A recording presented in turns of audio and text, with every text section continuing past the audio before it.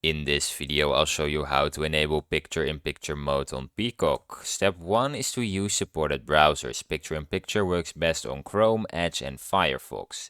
Make sure your browser is updated to the latest version. Step 2, add Peacock TV picture-in-picture extension. Install a browser extension for PIP, such as Peacock TV picture-in-picture from the Chrome Web Store or equivalent for Edge and Firefox. Step 3. Launch Peacock and play video. Open Peacock TV on your browser, start playing a video and click the PIP extension icon or the PIP button added by the extension.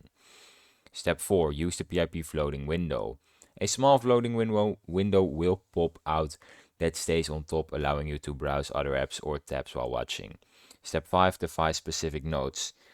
Note that Android Peacock apps may not support PIP natively. Some smart TVs or streaming devices may not support PIP mode. Use the browser method on PC or Mac for guaranteed PIP experience. And now I have some tips for better PIP experience. You can adjust the floating window size by dragging the corners. You can use keyboard shortcuts. This varies by browser for PIP toggle. And you can ensure your browser hardware acceleration is enabled for smooth playback.